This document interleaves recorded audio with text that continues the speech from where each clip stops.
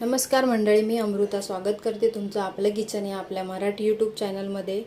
तर आता आपण बनवणार आहोत पोहा कोबीचे कटलेट। तर ते कसे बनवतात ते बघूया। तर मी आता पोहे स्वच्छ धुवून घेतलेत। 1 वाटी पोहे घेतले होते, ते मी स्वच्छ धुवून त्याच्यामध्ये 2 चमचे पाणी टाकून ते मी भिजत ठेवले होते। तर आता आपण याच्यामध्ये कोबी टाकून घेऊया। 1 वाटी कोबी कापून घेतली होती।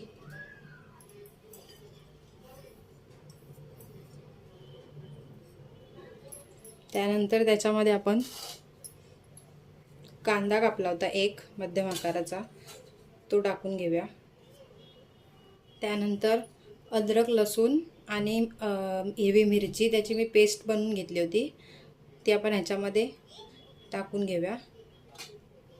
जसं तुम्हाला तिखट पाहिजे त्या प्रमाणात तुम्ही टाका। त्यानंतर थोडीशी कोथिंबीर, हे सगळं आपण मिक्स करून घेऊया। हे सर्व आपण व्यवस्थित मिक्स करून घ्यायचं आहे।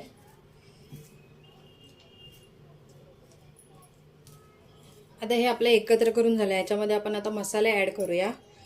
ह्याच्यामध्ये मी 1 चमचा हळद, त्यानंतर धना जिरा पावडर, लाल तिखट, त्यानंतर हिंग, ओवा थोडासा आणि मीठ।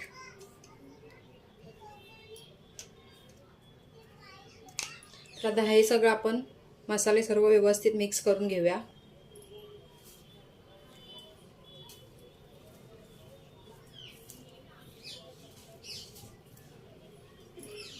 तर आपण सर्व मसाले ॲड केलेत, मिक्स करून घेतलेत।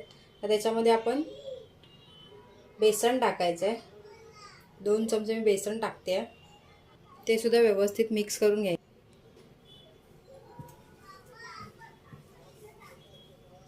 तर आता आपण हे सर्व व्यवस्थित मिक्स करून त्याचा असा गोळा तयार करून घेतलाय। थोडंसं हाताला पाणी लावून त्याला असे गोळे तयार करून त्याच्या अशा टिक्क्या करून घ्यायच्या आहेत।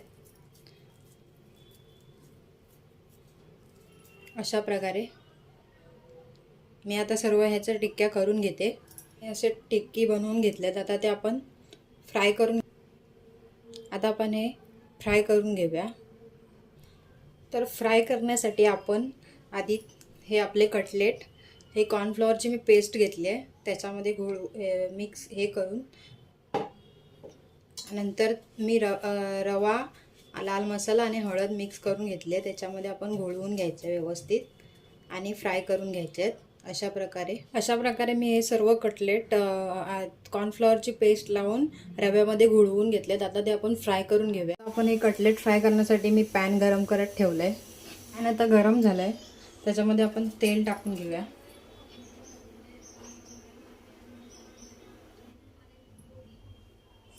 तेल आपण व्यवस्थित गरम होऊ द्यायचं आहे।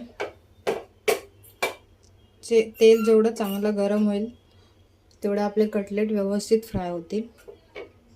तेल आता गरम झालं आहे, आपण त्याच्यामध्ये आता कटलेट सोडूया।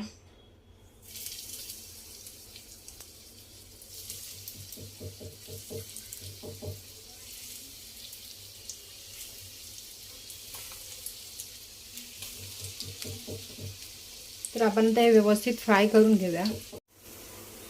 आता आपण कटलेटला एका बाजूने व्यवस्थित फ्राय झाले आहेत, बघू शकता तुम्ही। आता ते आपण पलटी करून घेऊया।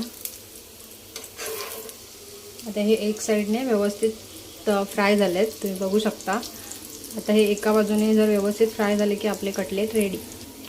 तर आता आपले कटलेट व्यवस्थित दोन्ही बाजूने फ्राय झाले आहेत व्यवस्थित। आता ते आपण सर्विंग प्लेटमध्ये काढून घेऊया।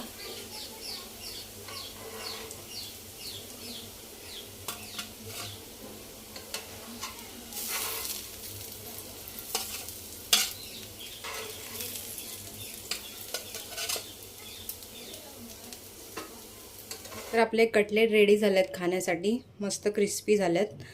तुम्हाला ही आपली पोहा कोबी कटलेटची रेसिपी कशी वाटली ती कमेंटमध्ये नक्की सांगा।